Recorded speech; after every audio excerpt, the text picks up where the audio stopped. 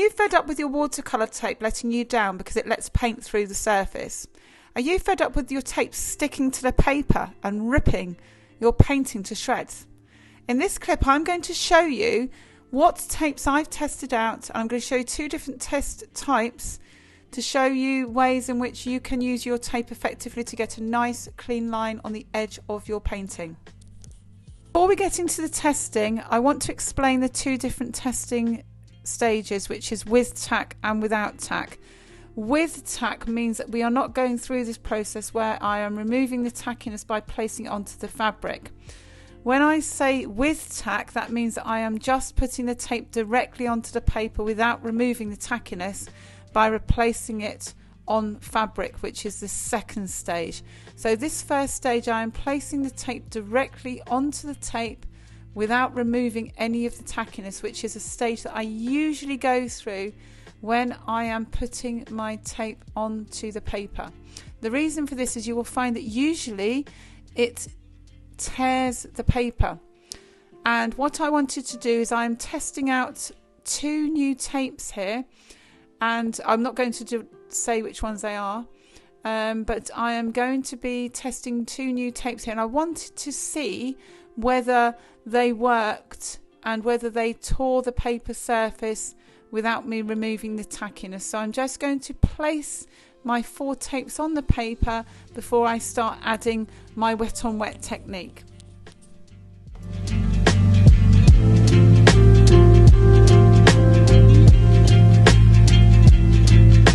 So now I'm going to apply some clean water with my large brush to make sure that the paper surface is wet, and then I will apply several layers of dark colour, so in this instance it's going to be green, to make sure that if there is any spillage from the tape edge, we will certainly see it.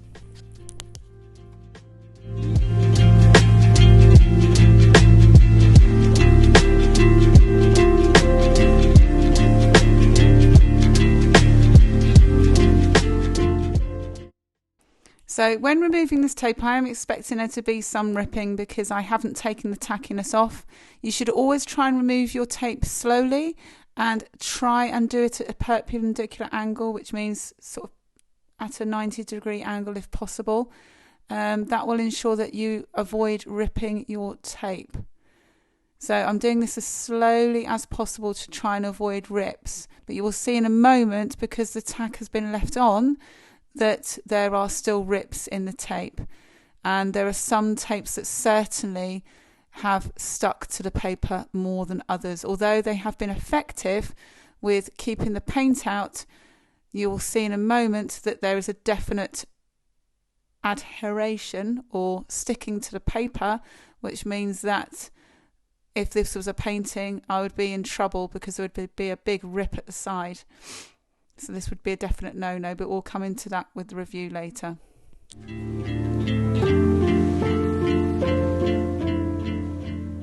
So now we're going to move on to the second test, and I will give you results from the first test together with test 2 at the end.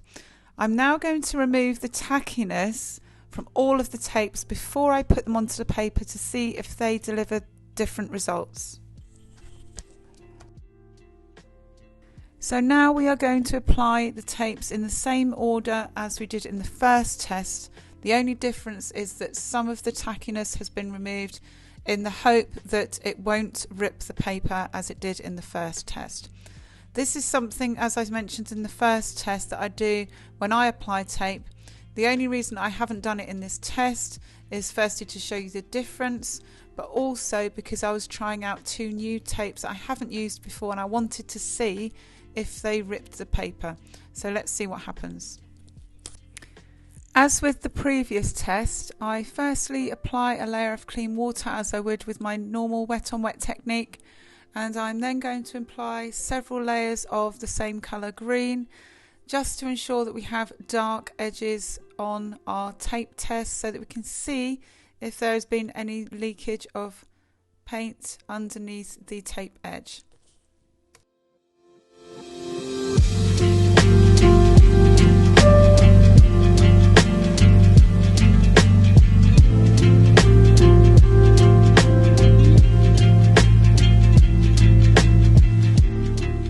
So I'm now going to remove the tape in the same way as I did to the previous sample, perpendicular to the table surface, making sure that I'm not lifting the tape up, lifting it really slowly. Let's wait and see what happens.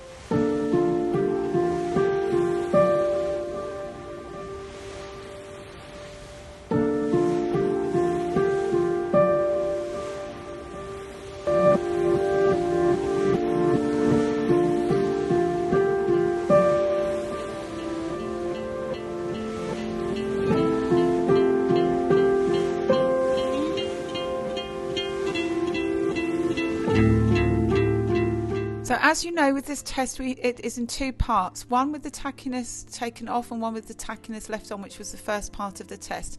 Now in this next photograph you will see the effects of leaving the tackiness on. This is from the first test and you will see that the paper has been ripped by the tape. So when I put together my results of which tape is best, this will form part of that result, in that the tape ripped the paper. This does happen very often when you don't do the method of taking the tackiness off with some fabric. It could be on your clothing, it could be on a clean tea towel, but I would highly recommend you do that and follow the results that I have with my second test, because that is more accurate, but you would have to take the tackiness off.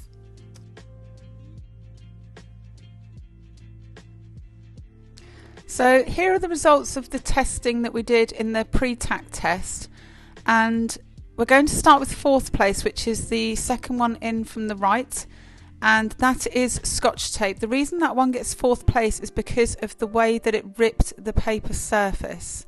It did manage to keep the paint out, but unfortunately it ripped the paper so badly that if that was on a painting, the painting would be ruined. And now for third place. This one again did rip the paper surface, but not as badly as number 4, and that is 3M masking tape. This is without taking the tack off, so let's see how it does in the next round. In second place is the MT washi tape. Though it has let some paint in, it didn't rip the paper at all. In first place, which is the central strip, the one that's indicated by the number 1 at the top, which is a very clean line with no rips, is standard washi tape. And this surprised me. I've never used washi tape for the edges of paintings, and I know it's been recommended before, as has the MT tape, but I just thought I'd give it a go, and I was surprised at the results and how clean it was. So we go into round 2 with washi tape being in the lead, and there are some differences with round 2 in that we've changed the conditions and we've taken some of the tackiness off of the tape, and you can see from this display here that there are some differences in that the paper hasn't ripped as much.